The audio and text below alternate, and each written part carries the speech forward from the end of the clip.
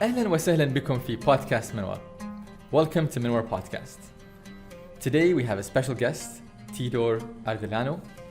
And the reason I say special is because Teodor and I worked together in the past, so I think this is going to be an interesting conversation. Teodor developed the Key Train method, and he teaches internal martial arts.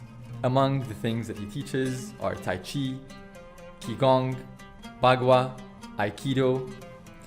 He's been formally trained in alternative therapies such as Reiki and clinical hypnotherapy.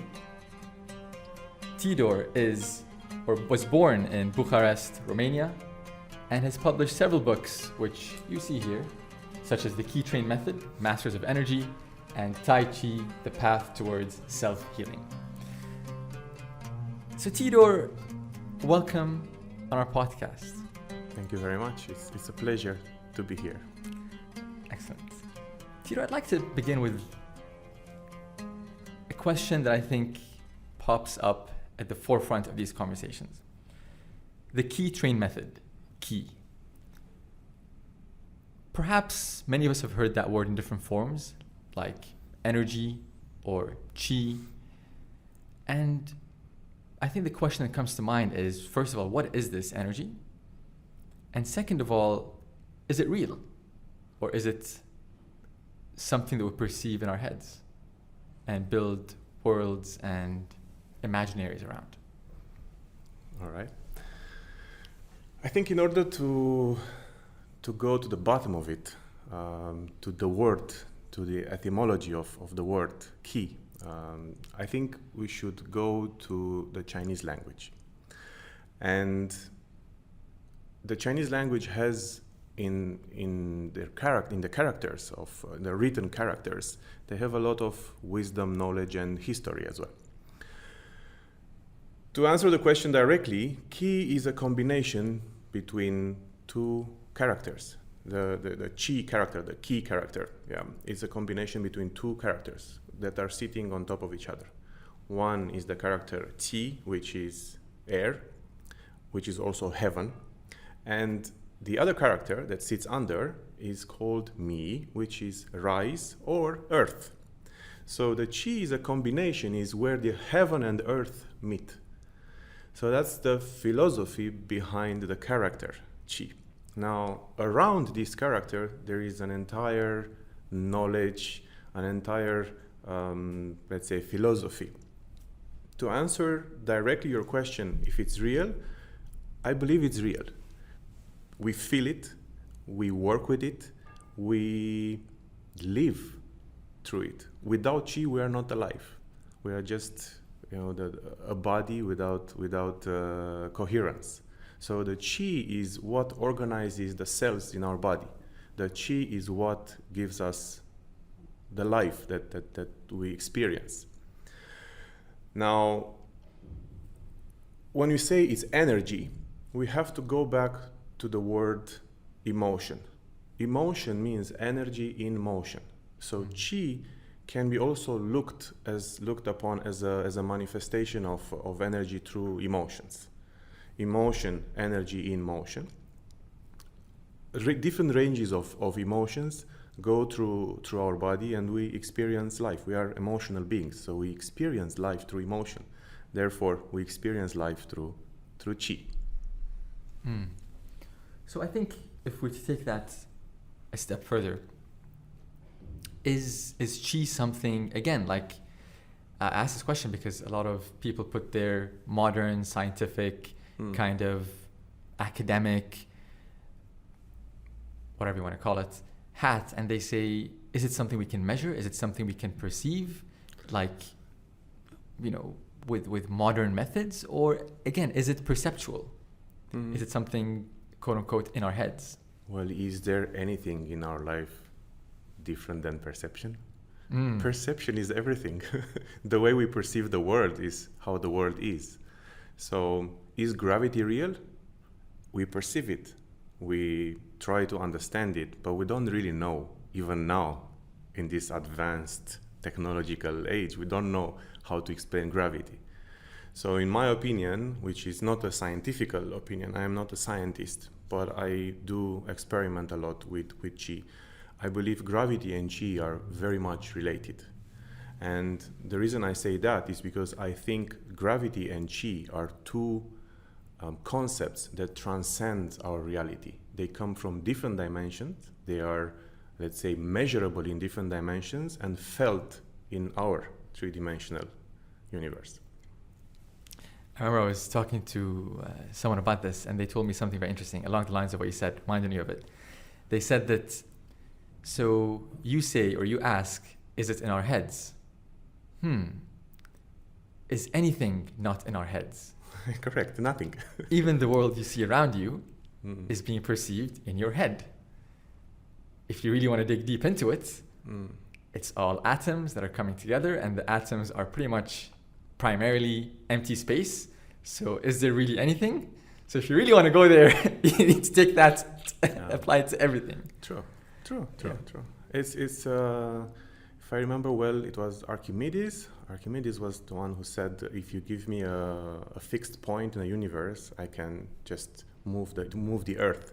It's pretty much the same with the qi and with the gravity.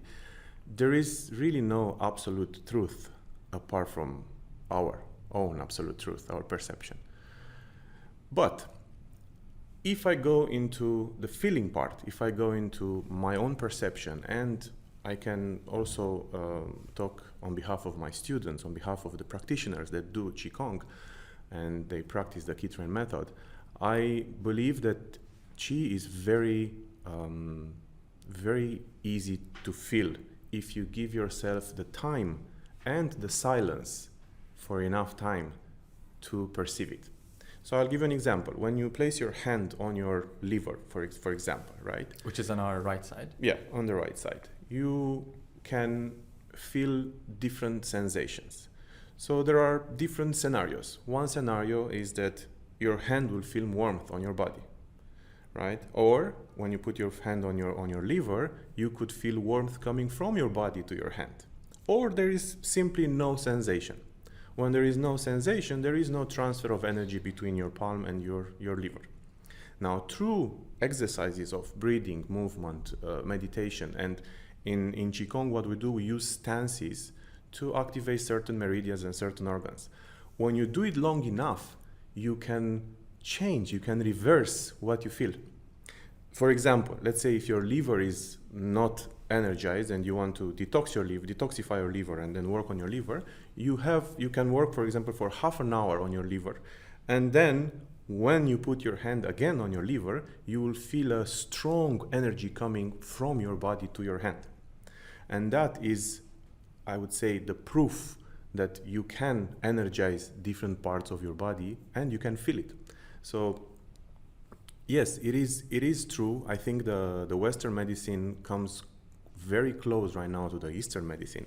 I think there is a point in the near future where they will meet and they will work together really well, because I think this is really the only way to go in the future if we really want to live longer and healthier. Okay, so you bring it you bring us at a very interesting juncture. You talk about self-healing in your 2 books, actually. And, we talked about Eastern, Western medicine. So what are the properties of each of those schools of thought, if you wish? And what is this meeting point that you envision? I'll give you an example. Mm-hmm. There is a study that is done through, I read the study through my work. I'm learning Qigong and I'm learning traditional Chinese medicine as well. And there is a case study which I can share with you if you want. I can send you the results about 6 patients.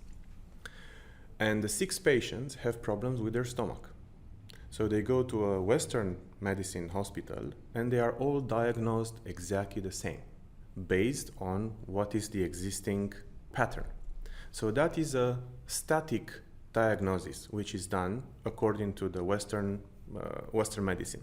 Now, the same 6 people went to a traditional Eastern medicine, Chinese medicine, and each and every one was diagnosed differently, because every single stomach problem of these 6 patients comes in a different context, comes in a different conjuncture, comes from different reasons. So the traditional Chinese medicine considers, and Qigong of course, considers the diagnosis on a dynamic way, on a time-length way. You don't put a diagnosis based on what you see right now. You have to observe, because same as everything in nature moves in cycles, same our body moves in cycles. So our blood pressure will be something in the morning and another thing in the evening, another thing if we're going through an anxiety moment, another thing is if we are happy. So you cannot diagnose based on just one element. You have to take into consideration so much more. So I think when there are already a lot of doctors in the Western medicine that are going towards studying also traditional Chinese medicine because they realize that they can help better patients. I don't deny the advance of technological discoveries and how far have we reached. But you're saying there's more. But there is also the human aspect that is not taken into consideration. The whole, that's why we say holistic, whole aspect of the body. If you have a problem with your liver, for example, it can come from so many directions, that problem. It can come from patterns. So once you understand the patterns and once you work with the patterns, the self-healing is happening by itself naturally. It's not enough just to treat the result. You have to go through the cause, and the cause is multiple and it's in time. You have to see, okay, what happened in time. Something that is very important. When something happens to us, it didn't happen now. It started happening long time ago through a pattern of things, energy, vibrations, emotions, feelings. It happens already for a long time, but we know it. We know about it now, and we want to diagnose it now. It doesn't work this way. And then the reverse is also valid. The self-healing, which is an internal process for all of us, also takes time to reverse the patterns that happened in time. So you can't just, there is no magic pill, boom, and I heal whatever I caused to myself for 6 months, 1 year, 5 years. Okay, so let's take give us a more concrete example. So let's talk about a story that you've seen or experienced or witnessed or read about, where, or perhaps going to continue the same story that you mentioned earlier about the study that you read, or any other story, any other example, rather, of a condition and how immediately it's looked at in a certain way, but then through perhaps traditional Chinese medicine or ancient Chinese medicine, or the correct term I'll leave to you, how that approach begins to look at it more holistically and more specifically what kind of things were being treated. Right. I can give an example from my life. Okay. I used to get, many years ago, when I didn't know all these things, I used to get very often flu and sore throat, right? Now, sore throat is a result of having some energetical blockages on this area. So every single part of your body is controlled by an endocrine gland and so on and so forth. We're not going to go into those details right now, but whenever you have a blockage in communication, something that you want to say but you cannot, you hold on to, right? Or something that you feel like expressing and you don't, yeah, that creates a blockage on your throat. Now, in order to understand it better, we have to see the difference between the conscious and the subconscious mind, right? The subconscious mind will always work in your favor, but not in the favor of your body, in the favor of your mind. So the mind will experience different things, and the mind is looking for comfort zone. I want comfort zone. I don't want pain. I don't want to deal with pain. So the subconscious mind, for example, if I want to, let's say I want to say something to a business partner, but I don't because I feel bad, I'm gonna hurt him, I'm gonna create problems, I hold on to the thought and I don't say anything. Now the subconscious mind comes into the game, and the subconscious mind looks at me and says, okay, Teodor wants to say something, but there will be pain when he's going to say that. So therefore, let me create a disease, a blockage, something that will prevent Teodor from saying these things to that person. So the subconscious mind will activate energetically this area and will create a blockage. And hence, I will get a sore throat. Now, before I didn't understand this. And as all of us, we go through this process endless times. The moment I understood this, I didn't have any more sore throat. I haven't had a sore throat in ages, in years, right? I'll give you another example. I was once in a place I was traveling, and I didn't want to come back. I really didn't want to come back. I wanted to stay there, and I wanted to spend more time, but my job was starting after the weekend, so I had to go. So on the way to the airport, even though I was perfectly healthy and I felt, no pain, on the way to the airport, I injured my knee out of the blue, and I was limping to the airport.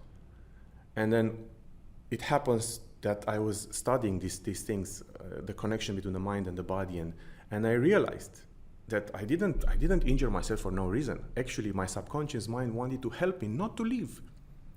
So the relation between the subconscious mind and the conscious mind and the body is so fascinating. And if we would be more aware, we would understand. Now, what happened next? Because I was aware. If I wouldn't be aware, I would live with the pain until I reach home, and then the pain would go, and then I would put some cream, and I would treat the body, but actually it wasn't the body. So the moment I became self-aware about it, and I said to myself, it's okay, I have to go. I mean, I don't need this. I don't need to go through this pain. I have to go anyhow. I accept it. It's fine. The pain went away in literally 15 seconds. And the more we become aware about how the subconscious mind activates or is blocking the body, the more we can bypass the pain, and we can live, in a flowing body. So it's, I don't know if these examples make any sense, but they are actually a very, very clear example that happen to everyone. It's like that old saying that says, be careful what you wish for, or if we kind of take it to the next step, be careful what you think, what you want, what you desire. I think it's not really be careful what you think, it's also be careful to be in sync with what you feel. So if you think and feel in sync, then there is no problem. But if you think and feel another way, then there is a problem. In fact, I can confidently assume and say and state that maybe 80% of the problems in our body come from this disparity, or this imbalance between the thinking and the feeling, because this is where the subconscious mind comes and makes peace between the thinking and the feeling, and then the peace is done by sacrificing the body. And the body is like a punching bag. The body will take everything, and if we don't take care of it, it will get degrade. That's fascinating. Recently, I've been reading a book which you probably know. It's called "You Are the Placebo" by Dr. Joe Dispenza, and he talks about some of these ideas. And one example, it's interesting because it along the same kind of thread of thinking. So you go a bit more.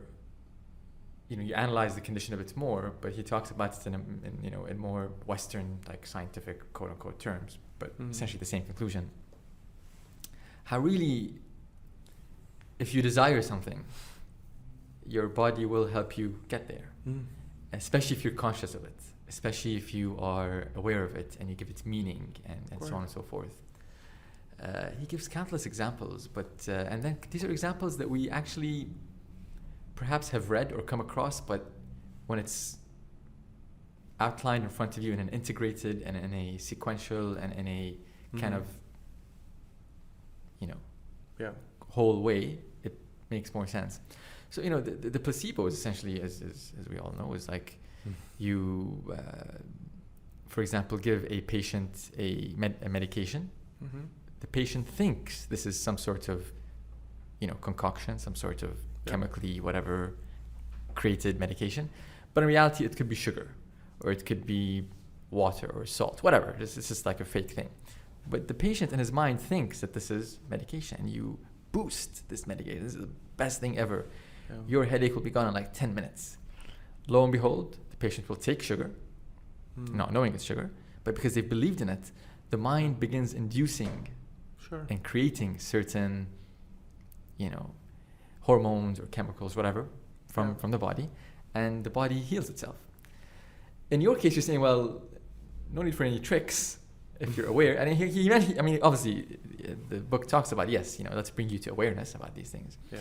So, self-healing, what is actually, so you mentioned an example, but what's the bigger picture here? What are we doing in this self-healing process? What is this overall, I don't want to call it philosophy, but if we are to call it philosophy, what is this way of living or way of thinking? What does this mean? What are we talking about? Well, I think it's, I will give you a quote from your favorite book, Tao Te Ching. It's doing, not doing. It's not about what we have to do. It's about what we don't have to do, right? And when I say that I will give an example. I give this example because everybody can relate to this example. And I'll just give you this example. So let's suppose you scratch your hand, right? When you scratch your hand, you will bleed, you will have some pain, but more importantly, you will know because it's visible. So you will see the scratch on your hand. And what you will do next, you will not scratch your hand anymore. Because if you keep scratching your hand, naturally you will not heal. So now let's observe what's happening with your wound, with your scratch. It becomes, first it's closing, there is some heat, there is some pain, then there is some itchiness, then there is a cover, then it goes away, then it heals completely. Then even the scar goes away, we forgot that we scratched ever in our life. So this is the natural self-healing mechanism of our body. Now this is happening everywhere if we allow. However, as I was saying, the subconscious mind, the emotions, they create this type of scratches inside our body. But we don't see them. We're not aware of these scratches, but they happen constantly. Did you know, for example, that every single person has mini strokes on their brain? Every emotion creates like really very minuscule strokes that they heal. How do you define a stroke in this? Well, when you say stroke, it's like bleeding in your head, and then you go through a lot of trouble. So there's like mini bleeding. Mini bleeding is happening everywhere in your body. Among certain emotions that you feel. Yeah, absolutely. You have a spike in blood pressure. There is some people have bleeding from their nose. They're bleeding from the nose. Some people they have veins on their legs. So these things are natural. The scratching from inside your body are natural, but we don't allow the body to heal because we don't see, we're not aware, we're not taught how to feel the body. So if we reset our body, same like we do with the scratch on the hand. Yeah, what do we do with the scratch on the hand? We put a bandage. We know, right? We know that we don't want to hurt ourselves again because we're not idiots. We want to heal, right? Hopefully. Yeah, yes, but we don't do the same with our body inside. Explain. The scratches that happen inside because of thinking patterns, feeling patterns, anxiety, stress, we keep scratching. We keep scratching in parts of our body and we don't allow the body to heal. We never reset. We think we do by sleeping, but in reality, we don't always manage to reset by sleeping. So when I talk about self-healing in our practice, in the Key Train method in the book, is about giving your body a routine, giving your body the chance to reset these scratches. Give your body half an hour every day of complete active relaxation. And that will have as an effect the time that the body can heal. Of course, sometimes you need more than half an hour. It depends on how damaged you are on inside. But there is always a start. So even if you do half an hour, believe me, it helps so much with the self-healing, with regeneration of your body. So what is active relaxation? Okay. Active relaxation is a state of the body that is let's say, balanced, is in sync with your emotions, the energy flows very, very well through your body. But really, physically speaking, you are in your body and you don't feel any pain, any stiffness, any rigidity. You are completely relaxed. Your muscles are relaxed, your joints are relaxed. You can do like very little, very gentle movement with your body, and you do not feel anything. You do not feel your body. So that's, to me, that's a state of active relaxation. Mm-hmm. It sounds very easy. It sounds very doable. And yet, believe me, through my work with a lot of people, it is so hard, because people are used to do fast things, to tense their body, to do things that require, for example, just the muscles of their hand. They do it with all their muscles. And this is, for example, if you go to the gym, they have a concept in the gym, in fitness world, which is called isolation exercises, right? I'm sure you're familiar with that. You want to work on your biceps, you work on your biceps. For us, we relax only the biceps. We relax only the shoulder. We have to be able, through practice, through training, to relax parts of our body like really, really well, without using the other parts of the body. I don't know if I make any sense? Yeah. I mean, I think with these things, it makes sense, but then I think with practice, one can... nothing right. beats the practice. Of course. Practice is everything. You go through it. Okay, so Teodor, as you were talking about kind of this syncing between emotion and, mind, or however it's appropriately framed, what comes to mind is, this sounds in some ways like an invitation to a hedonistic lifestyle, like you just follow your emotion and, no clash between what your mind thinks and what your emotion wants and what your desire wants. Like, is that what you're kind of promoting? Not at all. On the contrary. But you know what I mean, right? Like, where this line of thought goes. Of course. No, on the contrary. The Keith-Rain method and what we practice is not at all extreme. It is a very human method, and it is really for everyone. When I say not extreme, means that we practice moderation in everything. Moderation in relationships, moderation in eating, moderation in training, moderation in thinking, moderation in stressing, moderation in everything. So that's the key word for us. When you say that you have to be in sync with your emotions, you cannot work on your environment. Environment will be always the same. You can only work on yourself. You can only work on how you react to the environment. So environment means everything, from people to weather to everything. We hear so many people complaining about weather, and yet there's really nothing you can do about the weather. You can only adapt to the weather. And then they're complaining about traffic and how people drive, and there is really nothing you can do about that. You cannot change that. So all you can change is yourself. So I'm not sure, but practicing this moderation and starting with your body. Moderation allows your body to relax. Imagine if you want to put a lot of pressure on your body, that is against the moderation principle. So start with the body. Do things in moderation. Sleep enough. Eat enough. Not too much, not too less. Exercise enough. Do things find out what is the maximum that you can do, and do it 70%. And this can be applied in everything. It's funny. It sounds like what you're saying is the opposite of what we hear nowadays on social media, kind of entrepreneurial influencers, and hit it 110%. Work like crazy, live like crazy, work hard, play hard. That concept of work hard, play hard, hustle and hustle the hustle and hustle the hustle's hustle. You know what I mean? Right. So what is happening? Like what you're saying sounds like madness to these guys, and what they're saying sounds madness to what you're saying. But you see what I'm saying, right? I will ask you a question Yeah. back, which is related to what you're saying. Yeah. What do you feel about multitasking? I mean, because I've read about this multitasking Yes. business, I know that technically it's not really possible. Correct. We think we can do it. And yet it's promoted so much. Oh yeah. Yeah. So multitasking is the clear example of confusing people into doing many things in the same time and doing nothing in reality.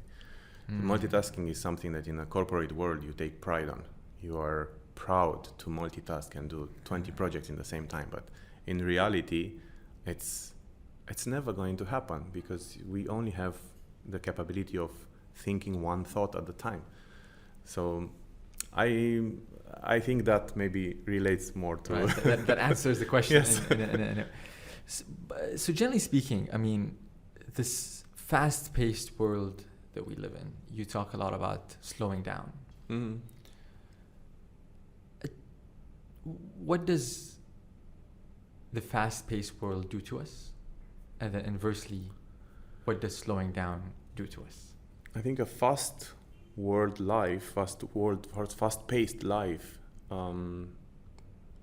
reduces, or I would say, with a little bit of exaggerating maybe, eliminating your free will, eliminating your choice.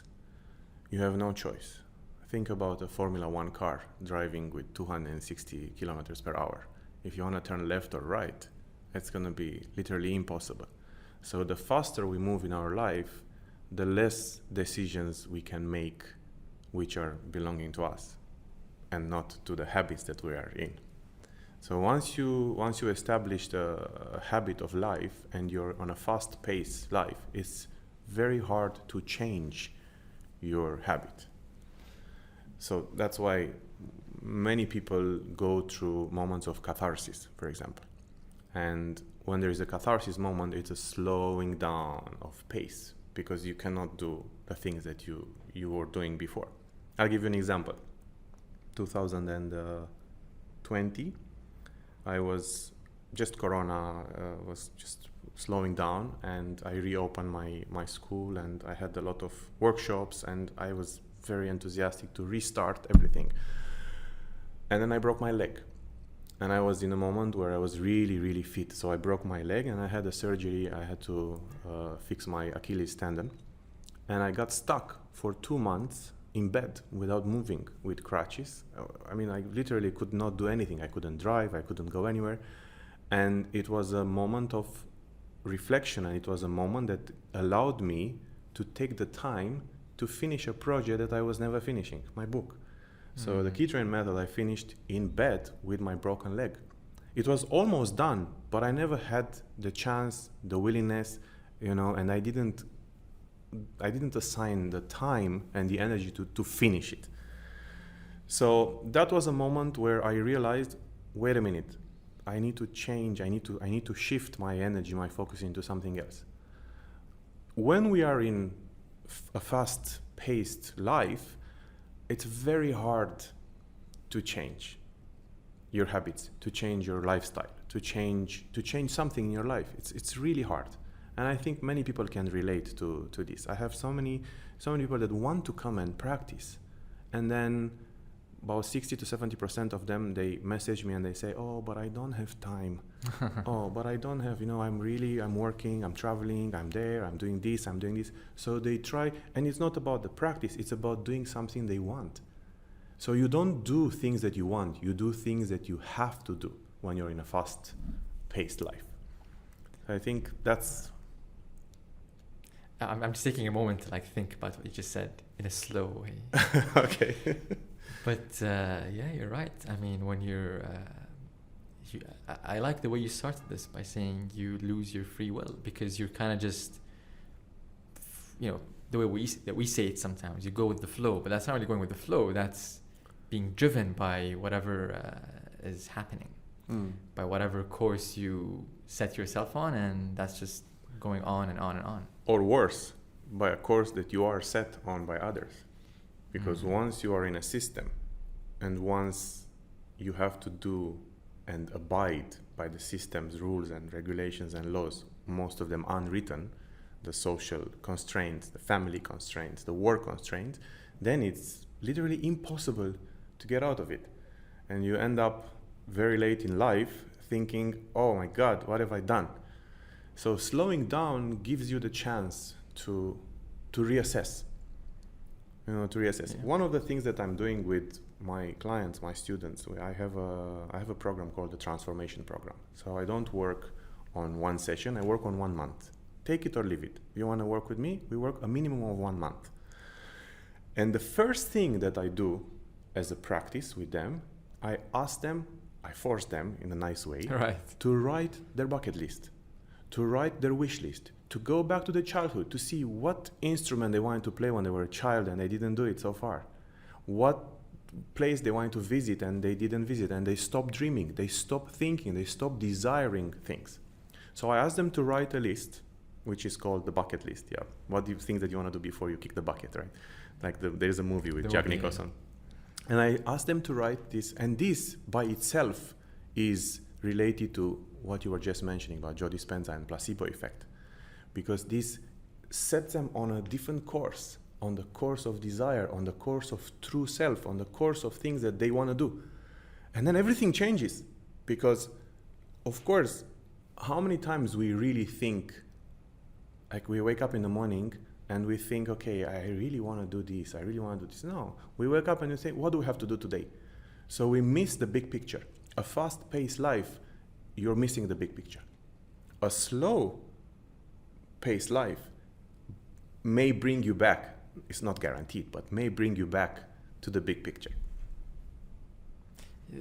I mean, there's pause in my my speech, because I'm reflecting as you're talking, reflecting on the system that you mentioned, me in the system, others I know in the system. And yes, like a lot of people you talk with, it's like, yeah, we're stuck doing this, we're stuck doing that. It's an interesting cycle that we've kind of subscribed to, or made to think there's no other subscription. It's funny because I've mentioned this to some friends before. It's like when you read about some historical figures that, were into spirituality or were scholars, not necessarily spirituality. Names that come to my mind are like Ibn Arabi or As-Sihrawardi, and you read about their life. Like the guy lived in Tunisia, he traveled to Syria, he lived in Mecca, he lived in, and he's just traveling around, with his family, and just doing his thing and teaching here, teaching there, writing a book here, writing a book there.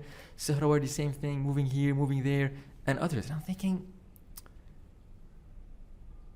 wow, like in today's world where travel theoretically is so easy, and bank accounts, you can just transfer things instantaneously, and moving companies can move things on your behalf, for a fee, quite easily. Yet we don't do that. And these guys lived in an era where none of that was there. Yeah. Yet they just moved.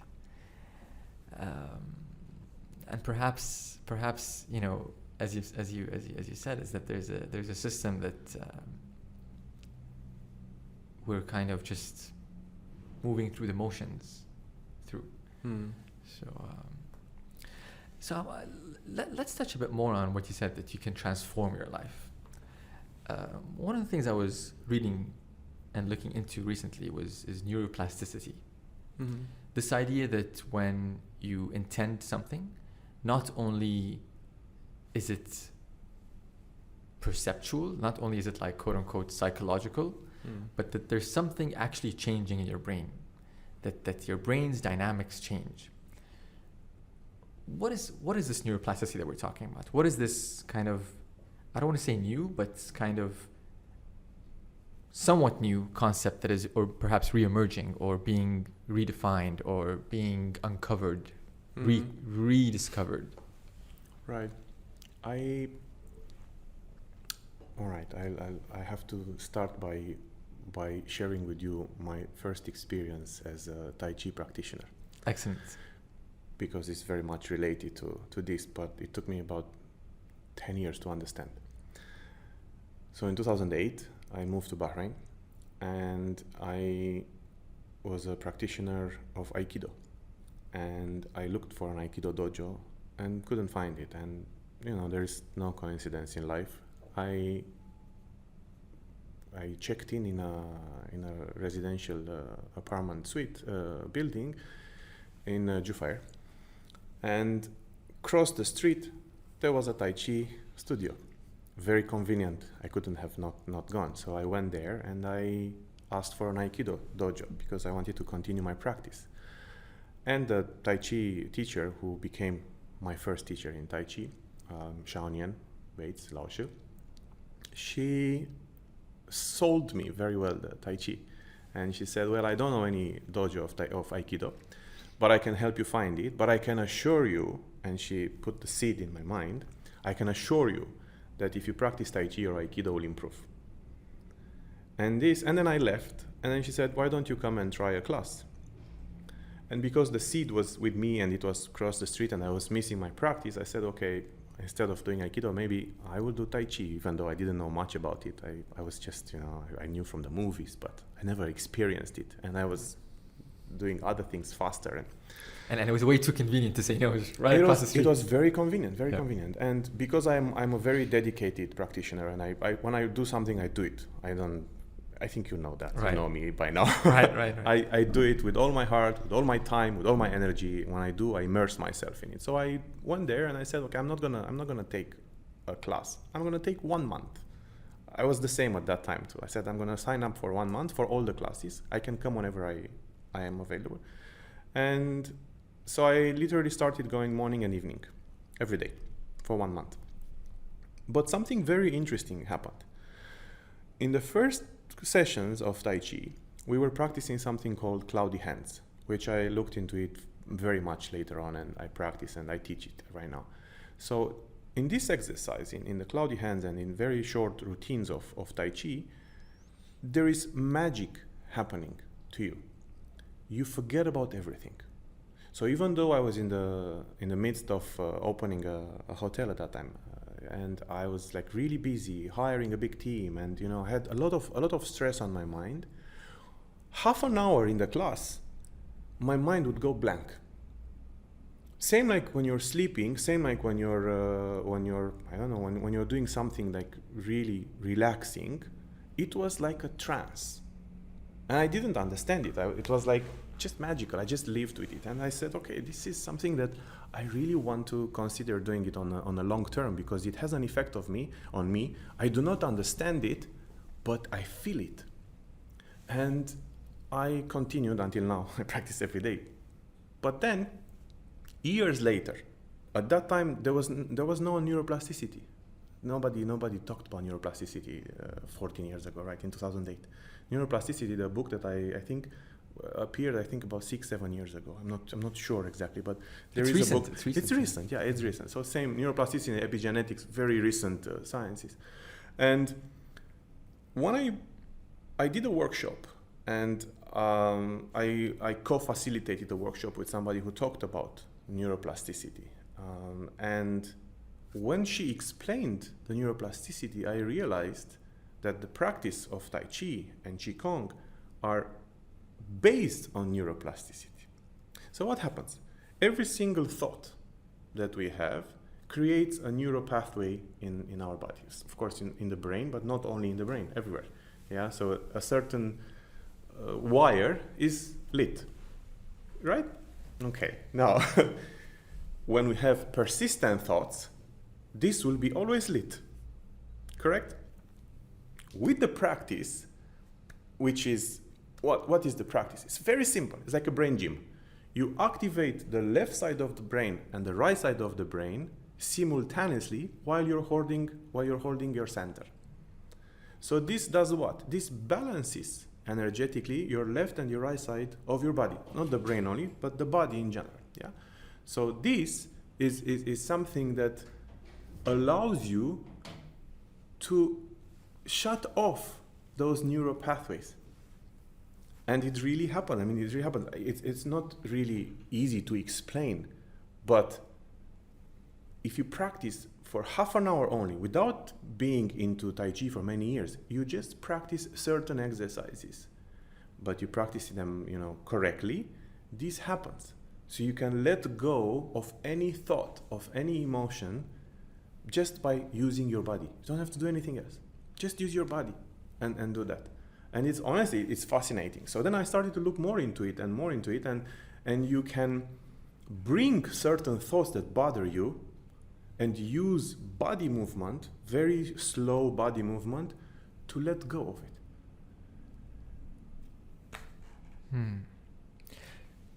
But it goes further than that, right? Because what we're also talking about is that, yes, these neural pathways are created. It goes further because then this thought of this idea of epigenetics. So I guess epigenetics is kind of the next level up from neuroplasticity, right? Or is it different? I think it's different. Epigenetics, Bruce Lipton, who is an amazing, I think he should get a Nobel Prize very soon. If it doesn't, it's a big mistake of humanity. Or a big mistake of the Nobel Association. yeah. I think he really deserves it. So epigenetics says that when you change your environment, your DNA changes. Your cells structures may change because you change your environment. Now, environment can be external and internal. Environment is what is outside, but also what is inside, your thoughts and feelings. So by changing your thoughts and feelings, even by changing your environment, you may change your vitality, you may change your body, you may change your cell structures. Think about a plant. Do this experiment. This is part of so in my book and in our practice, we have cultivation exercises, right? The cultivation exercises are exercises that are meant to make us self-aware that what we learn is applicable and it works.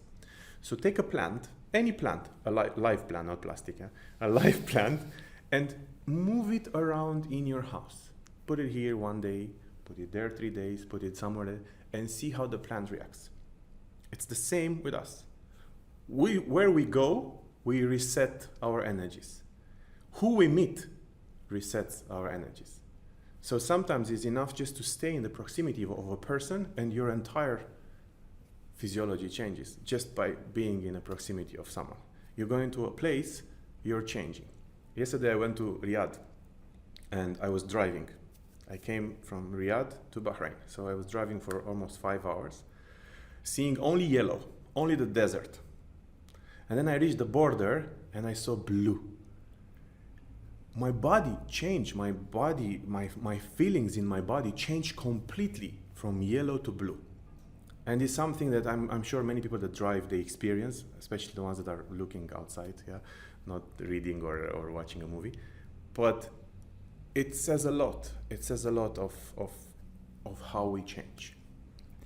I think epigenetics is also premised on this idea that, or it challenges this notion of genetic determinism, in the sense that there was this classical kind of thinking that, your genes are essentially, that's it. You're done. Mm-hmm. It's been determined. What you get from your parents, combined, or your ancestors rather, we should say, through your parents, combined with how your genes tell you how to react to your environment and the environment that you're put in. Mm-hmm. Check. That's the code. And you move through the code,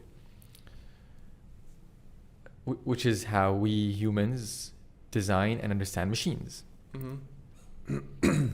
But really what epigenetics begins to say is that actually we don't have that many genes to code all these things. We have a lot less genes. And the reason is these genes are in dynamic creation, that they begin to work together to create new combinations. And the working together of these genes in creating new combinations are a result or are affected, as you mentioned, by the environment, the internal and the external. Mm-hmm. And the reason that's fascinating to me is because it's actually a very hopeful view towards the world, as opposed to a very dark view where it's been determined. You're done. You got your genes. This is your environment. and you press play. It's like a tape that's been recorded and you're just playing. Right. While the epigenetics way Gives you the choice. Gives you the choice. And also this is scientifically kind of backed by research, and what's interesting about this research is that when you go through it, you see that this research has been in research universities and medical universities and hospitals do research as well. It's been there for centuries, decades rather, not centuries. But what's happened is that some people had this kind of idea and then began looking at all that related research and brought it together and found a pattern and and showed it, and then did more research to say. But I found this hopeful way. Yeah. And the way that you said, it's like taking back your free will by slowing down. There's this common theme here. Of course. The good part is that we can do our own experiments. Right. My book is a book of experiments with yourself. I give an example about epigenetics. There is a cultivation exercise that I do, and I used to do this with children on a competition way, because children like competition, so as adults. So I would give them bins. Yeah, each one has one bean. They choose from a stack of beans, and then they put it in the soil, and then they use their chi to grow the beans. So then I create a competition where who grows in 1 week higher the bean plant, then they will win something. Now, aside the competition part, which is for children, not only, it makes you think that you can actually use your mind, your energy to grow plants, to grow more efficiently plants. And you can do your own experiment. Everybody, anyone can do their own experiment. Now you can, if you want to build, anything, literally anything, you can find on YouTube directions, and you can find on Google, you can find specifications. So nothing stops you. How I end my book is by saying to the readers, do not believe what I'm saying. Don't believe. I'm the most skeptical person in the world. I do not believe you. If you tell me something right now about epigenetics, I will say, well, that's a good idea, it's a good thing, but I want to prove it. So I advise everyone to be skeptical, but try. Not just believe. You see, this goes both ways. I believe in Western medicine, and I don't want to think about anything else. I believe in the Eastern medicine, and I don't want to believe. No, it doesn't. It goes both ways. Believe, but find out the proofs. Find out more sources. Do your own experiments. See how you can heal faster. See how you can change. I'll give you an example. Something that I learned also from Qigong and from China. When you have heat in your body, you can eat foods and ingredients that are cold by nature, by energy nature. And this makes already a big difference in reducing your fever. For example, you have fever, you eat cucumbers and yogurt and things that are cold by nature. Not cold from the fridge, cold as an energy food. We have this concept, with our parents and grandparents and stuff, but it's kind of slowly dying away. Yeah, it is. It's much easier to take a Panadol, right? Than to change your nutrition, But this works. I give another example. There is a reflexology point here on the elbow, that if you press for, let's say 10 minutes, you press and massage, reduces your fever by 2-3 degrees. And I give this exercise to everyone that I know, and it works. I've done it, and people tried it, and it works. And yet, it's much easier to take a Panadol. Right, to take the magic pill. Yes. Yeah. So, Teodor, you earlier talked about how this world is making our bodies more tense, especially with the way that we think these days, and there's a transformational path. I remember once we had a conversation and you talked about unlearning, and the reason I bring the tense and the unlearning together is because I'm trying to understand, how can we release this tension? How can we, I mean, sure, you mentioned a few things, but I really want to dive into it a little more. How can we release this tension? How can we begin to truly transform? What processes would we go through for that? I think unlearning is can be related very much to epigenetics and genetics, right? We wouldn't talk about epigenetics if we wouldn't be able to unlearn what we thought is set in stone, like the genetics, right? So when it comes to our body, unlearning, to me, it refers to our habits that we inherited and we formed, especially in our childhood, but not only. So the beliefs that we have are not beliefs that we are born with, are beliefs that we inherit, acquired. We observe. We observe our parents, we observe our brothers and sisters, we observe our colleagues, our teachers, and then we set a form of beliefs that, unfortunately, many of us stay with until the last day of their lives. So I think unlearning is something that allows you to have a bigger picture of life. You can experience much more if you are able to let go of it. And I think when it comes to beliefs, this is the hardest thing to let go. I think it's much easier to let go of your fancy car and diamonds and money than to let go of your beliefs. I truly believe it's depends harder. who you're talking to. Some people are willing to let go of their beliefs for money and diamonds. Yeah, but I see your point. Yes. Maybe. Yes, I see your point. So unlearning, when it refers to a body practice, is to practice and listening. Listen to your body. So for example, when you practice Tai Chi, the first move in Tai Chi is a humbling one. So you bring your awareness from your head to your body. So this is the first move. And you go and you bring your awareness to your body. Which is gently bringing your very, very arms gentle. up. Yeah, very gentle. You bring your awareness to your body. And then as you practice, you use your body and you become like a pyramid.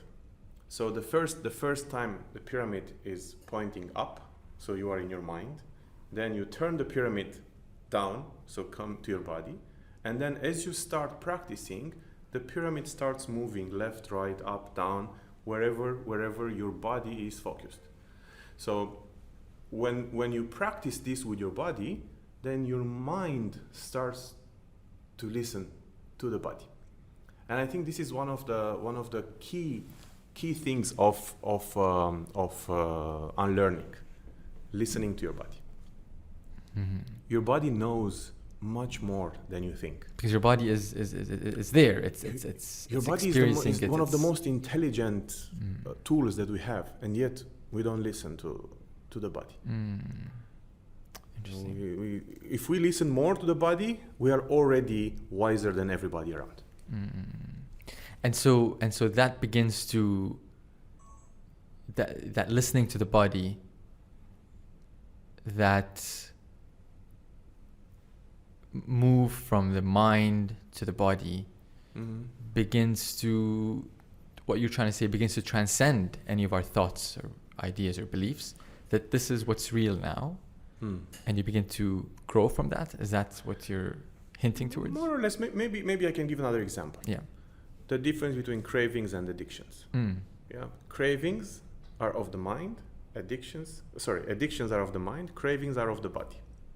So we wake up in the morning and we look at the time and we say, oh my God, it's 8 o'clock, I need breakfast. It's not because you're hungry.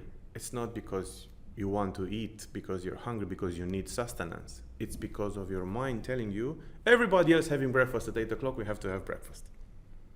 But you're not hungry, right? What happens next? You go to the kitchen or to the restaurant and you have breakfast and you eat something that you do not need because your body It's not having a voice. There's no voice from the body, right? Different scenario. You don't eat anything. You don't look at the watch. You don't think I must have breakfast or lunch or dinner. You wait until you're hungry. Until your body tells you. Absolutely. And when you're hungry, you ask further questions to your body. What would you like to eat? So your body will say, okay, I feel, the mind will interpret that. I feel like I have an omelette. So your body needs eggs, proteins, whatever is in the eggs. Or I just feel like eating a salad. So your body needs something from the salad. But that voice comes out only when you're hungry. If you're not hungry, it's the mind that dictates. And the mind doesn't need food. The body needs sustenance, right? It's along the same lines. There's this saying in our tradition that says, don't eat until you're hungry. Correct. And stop eating before you're full. Correct. It's a longer kind of it's a very, very tradition, but that part relates to what you're saying. Absolutely. This is what we practice. So the first part is listening to your body, and the second part is moderation, which you talked about earlier. You can only listen to your body when you apply moderation. If there is no moderation, there will be no body voice. You must wait until the body tells you. And this, by the way, this happens. We call it intuition. Intuition is the voice of the body. We listen and we see how we feel. There are many modalities that I'm sure you heard of. Kinesiology, for example. Kinesiology, you heard of it? Yeah? Kinesiology but explain it. Yeah, kinesiology is the science that listens to your body. The body is like a lie detector.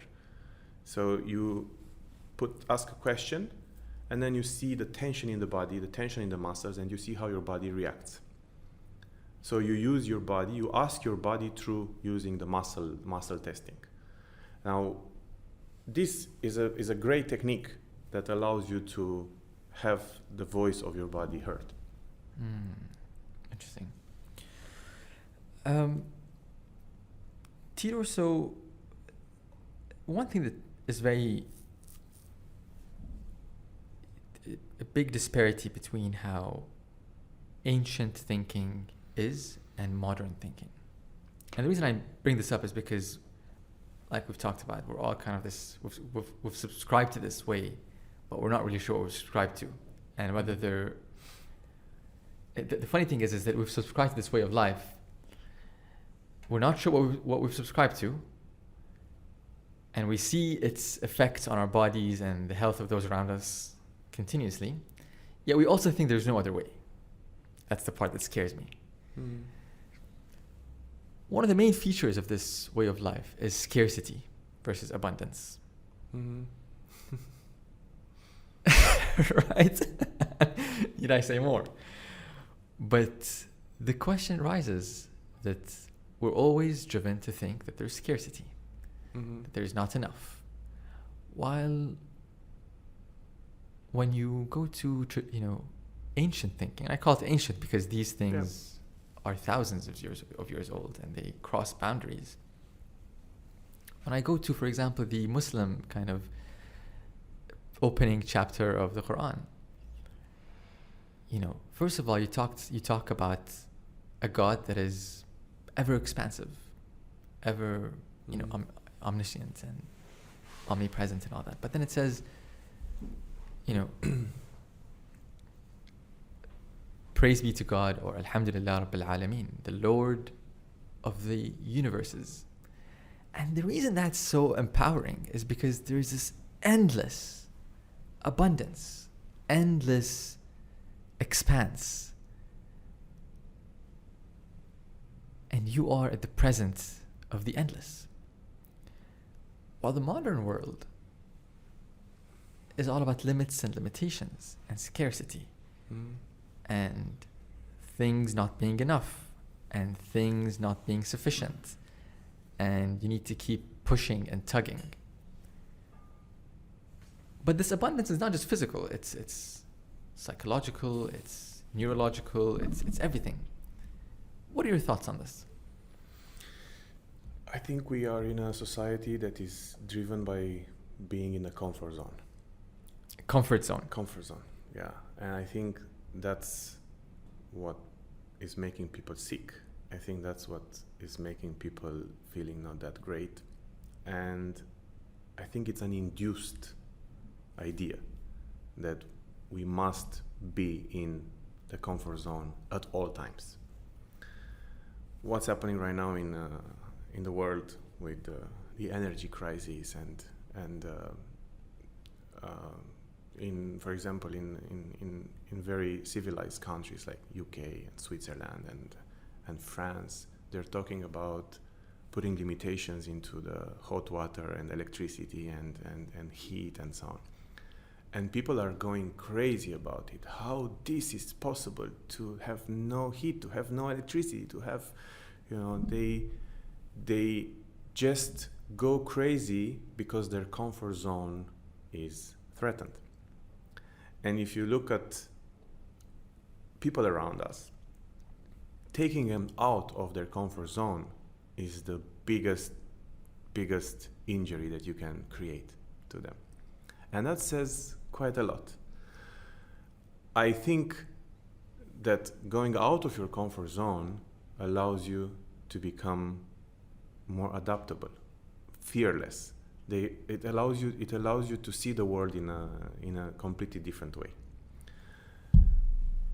If we look at the ancient world versus the modern world, definitely you are right.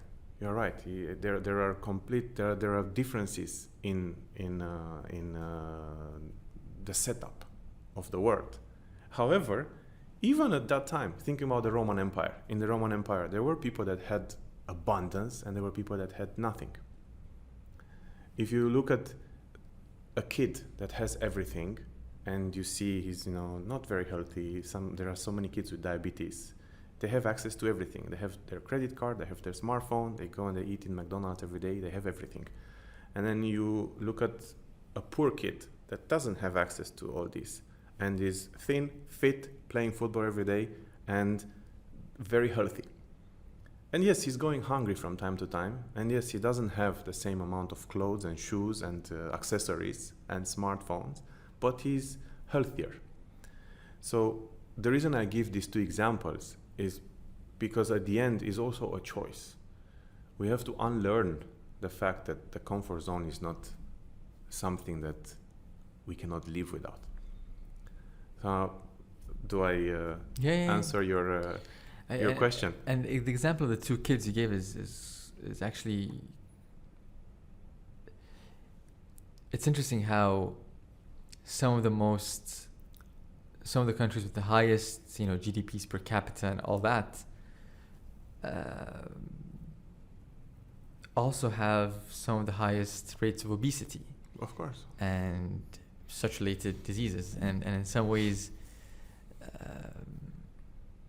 that obesity is a sign of, I can only imagine it's a sign of a static life. It's a sign of no real movement. And by real movement, I don't mean like going to the gym and all that. I mean like real desire, like real aspiration, real moving out of the comfort zone. Yeah. When I reflect on this conversation, as we're having this conversation, one thing keeps coming to my mind is that our imagination has become so limited. Like we really, I'll talk about myself at least, but I see it. I see it every day with people that I talk to. Like, but what else can I do? In the sense that, it resonates, right? You hear that a lot. Yeah. In the sense that it's like, it's cut off our imagination of different possibilities, different ways of living. I don't know, like, maybe we've become so tied to debt and wanting more, and that more really is actually what's killing you. Like the example of the two kids. That kid has more, but it's killing him through diabetes and what have you. Yeah. That kid has less. Okay, he's not, like you said, he's not always having the best food in the world, or even any food maybe on some nights, but he's healthy and he's practicing he's practicing his aspirations and his desires within the realm of what he has. Right. Well, the other kid, even if he wanted to, maybe he couldn't. Yeah. was a reflective comment. Sure. So, Teodor, one thing that is very interesting to me, and this is a more reflective question for you. Mm-hmm. First of all, I really enjoy when reading your book, and even in this conversation, you bring examples about your life. It's not like, I have a friend who this happened to. It's like, hey, look, I went and I hurt my knee, and I realized, okay, maybe I don't really want to leave this place, and I need to stay back, or what have you. Okay, so let's go to some basics. Mm-hmm. What drew you to martial arts? I got beaten up really, really bad. Okay. And so it's very basic. It's the truth. Yeah, it's the truth. I just ended up in the hospital with a broken nose and a broken lip and broken eye, and I decided that this will never happen again to me in my life. So that's how I started. I am born in a country where martial arts were forbidden when I was a kid. And there were some people practicing, but only in the police, in the army, and underground. And then in '89, I was 11 years old. In '89, the country opened up to everything, basically, because the communist was over. And some masters from Asia, they started to come to Romania, to Eastern Europe, not only Romania. And the Japanese martial arts were very popular in those times. So I started with karate, and I practiced karate for a few years. And then I changed from one martial art to another. And then I stopped, same as pretty much everybody else. I had a girlfriend, and then I got a job, and I stopped. And I got really busy, same like other people, with my work. And I stopped martial arts, even though I really loved martial arts. And then in my 20s, a very unfortunate event happened in my life, and I faced some moments where I realized that I need to go back to things that I love. So I reached to an Aikido dojo by chance, pure chance. Again, I don't believe in coincidences. So by chance, I was walking, and I ended up in Aikido studio. I didn't know anything about Aikido at that time. And I started practicing. And then I literally never stopped anymore. I allowed martial arts to be part of my life. So, you say that you're trained in internal martial arts. Mm-hmm. The question is, what's internal martial arts? And I'm guessing when you say internal, there's also external martial arts. What's the difference? Yeah. What are we talking about here? External martial arts are more based on, first of all martial arts are for defense and attack. They're for killing and defending. So we have to clarify that. This is martial art, Mars, yeah. Right. Mars meaning... Yes. Mars. The god of war. Right. The god of war, right. And martial arts at the basic level, they are all for this reason, either to attack or to defend. External martial arts are based on speed, strength, muscles. Of course, they have common element with internal martial arts, but these are the main. Those take precedence, as they say. Yes, yeah. Yes. Internal martial arts are based on the internal strength, your center, your chi, your ki, how you want to call it. Yeah, ki is in Japanese, chi is in Chinese. Yeah. Okay. And the internal martial arts are, in their approach, are totally different than external martial arts.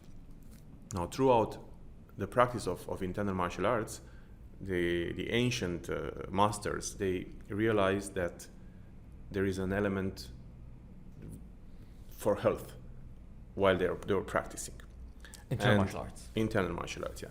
So to give you an example, in internal martial arts, we use a lot of stances. And the stances are meant to build your internal strength. It's a completely different training than you train, for example, doing push-ups or pull-ups, or where you work your muscles. Here in internal martial arts, you work your internal strength. Yeah, so you work there are two types of muscles: active muscles and passive muscles. This is in the terminology of Qigong and internal martial art. So the active muscles are the ones that we use on a daily basis. We walk, the biceps, the triceps, we grab things, we punch, everything that we do consciously, that's active muscles. The passive muscles are the ones that sustain your body standing. Yeah, so right now, as I'm standing, I'm using passive muscles. Yeah, holding my head, passive muscles. The organs in the body have passive muscles too, that are holding them in your abdomen, for example. Heart is also a passive muscle, right? In the sense that it's operating without us being conscious of it. Yes. That's a totally different topic. I believe it's possible actually to access them. It's possible to control them as well. In fact, there are experiments that were done with yogis and where they used really reduce their heartbeat. Yes. And Yes. bring it back up. This is really possible. It's really doable through practice. Yep. No, you're right. I read about it. You can actually anyone who's watching this or listening can Google it and you'll see it. Of course. And they can actually experience themselves. They can get a blood pressure machine and do practice Qigong for half an hour, 1 hour, and they will see the result. It's really possible. Going back to the internal martial arts, passive muscles. We train these muscles, and you become significantly more strong than just by training your external muscles. So if I put, I'm going to be very rudimentary on this. So if I put an external martial artist on one side, next to him an internal martial artist, and both are, let's say, both have trained 5 years, whatever, I'm just going to throw a number. Okay. Yeah. And I observe their abdomen area. One of them will probably have a six-pack, let's say, the external martial artist. Will the internal martial artist also have a six-pack? Not necessarily. But you see where I'm going with this. I'm trying to interpret. Yes. I can only tell you my experience. Again, going back to my experience. I met some masters. I met Japanese masters that are very good. So when you reach a mastery level, I think you're going on the same direction. So if you can reach mastery through both. Okay. Yeah. So you say Japanese and Chinese, right? Yeah. Japanese is mostly external martial arts, except Aikido. Aikido is the only one. So Aikido is Japanese. Aikido is Japanese, but it is an internal martial art. Okay, and then fair enough. And then the Chinese is Bagua and Tai Chi. Okay.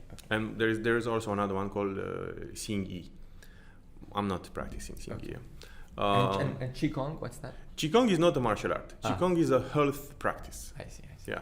Gong means work or effort. Qi means energy. So it's the work of energy. Okay. Same with Qi Train. Qi Train is very similar to Qigong in meaning. Yeah. Okay, sorry. So you're talking about your observations of Japanese and Chinese. Yes. So last time I went to China was in 2019, and then Corona started. So I didn't go, and since 2019 I didn't go. Right, because the country's closed down. Yeah. But I did meet some very interesting masters who were in their 80s. One of them was 84, and they were like 40, 50 years practitioners, masters. And you cannot move them. They're like mountains. And all they do is practicing internal martial art. And I can tell you, one of them, he was sitting in a posture and he asked me to move him. I just couldn't. I was stronger than him. I was younger than him, 40 years younger than him. And I could not move him. He was like a mountain. So, and I mean, again, I'm not talking from books. I'm talking from my personal experience, where I see what this practice can do. Also, it's about age. External martial arts, you can practice up to a certain age, and then you're done. You cannot do anymore much because it's very in power. It's very, you can get injuries as well. While internal martial arts, you can practice all your life, and you become really, really strong. So, yes, there is a big difference. It's interesting because in a way, the way you describe internal martial arts is actually the more you do it, the more you grow, the older you get, the better you get at it. Correct. And yes. And external martial arts is, well, you can get better at it, but your body will not necessarily assist you as much. Yeah, I can definitely say this, and I'm sure many will relate with this. External martial arts have much more injuries that stay over time, while internal martial artists do not accept injuries as part of their life. They work on their healing and they work on their body to be strong, but also feeling very good. So it's a lifestyle. Interesting. Okay, so I'm gonna put on my rudimentary hat again. No, please. So again, let's go back to those two kids, or those two martial artists rather.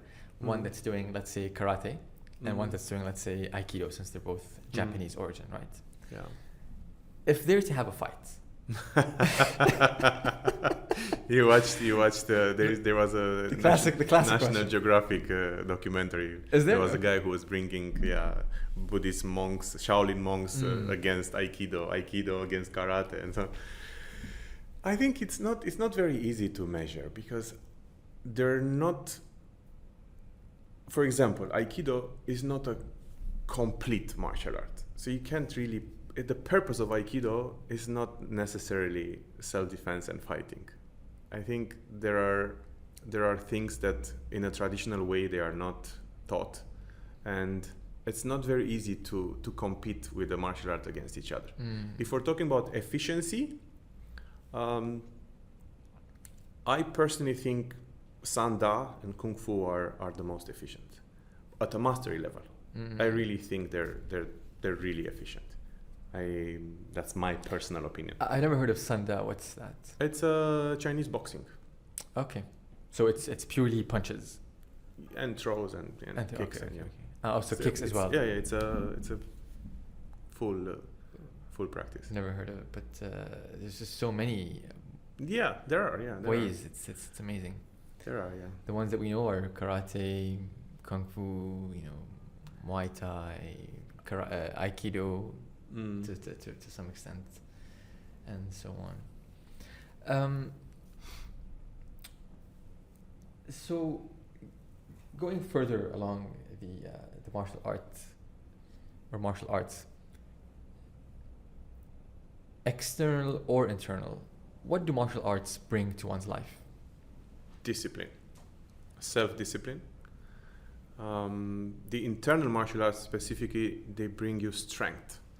You become really strong. If you practice every day, you feel no tiredness, and you feel really strong. I think that's a very big plus. So it brings discipline and it brings strength. And by strength here, I'm assuming you're not talking just about, physical strength. No, of course. But also, of course, the stances will train more your mind and your body. Because imagine being in a stance for 1 hour. That requires significant mental strength. Interesting, because especially these days, like a lot of people, when they want to exercise, they think of going to the gym, right? And weights, gym, or there's CrossFit. So how would you compare that to, let's say, so someone has 1 hour a day, right?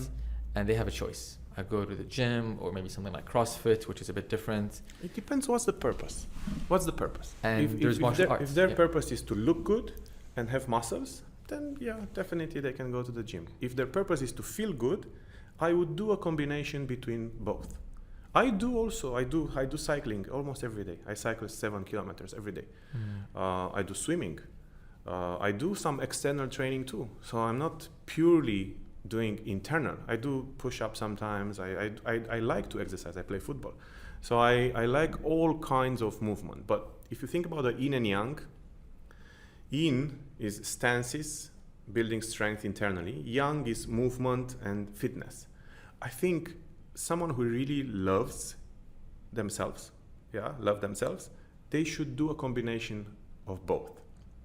They should do gym, no problem, but they should also look into their strength, into stances, into relaxing the body, and so on. What you just said reminds me of a part of your favorite book, the Tao Te Ching, where he says, know the male, but be the female. And I think what you're kind of saying is, yeah, do the strength, do the external strength stuff, but really center yourself in the, of course, in the internal practices and disciplines. Teodor, this has been a very, contemplative and reflective conversation. And I think the books that you've written, whether it's the Key Train Method or the Tai Chi as a path towards self-healing, are very interesting because, again, to me, they really talk about your experiences and how you kind of went through this and developed these ways and brought them together, and your personal observations, not just stuff that you've read here and there or heard here and there. So thank you for putting this out to the world. Thank you. Thank you for joining us on this podcast for this conversation. Anything you'd like to add? I think what I always add is that it's not enough to read a book, and it's not enough to get inspired by a podcast or by talking to someone. I think what really matters is practicing, a sort of practice. Mm-hmm. So I think, yes, thank you for mentioning the books, and thank you for mentioning this aspect that it was based on my experiences. I think everybody should experience a sort of practice, which involves the body. So that's my final thought is, yes, get the book, read the book, my book or other books, but practice what is in those books. Mm-hmm. And I think that's, if people would do this more, then I think their life will change. Beautiful. Thank you very much, Teodor. Thank you. And I hope that we continue this conversation within our lives through the practice that you mentioned. Sure, absolutely.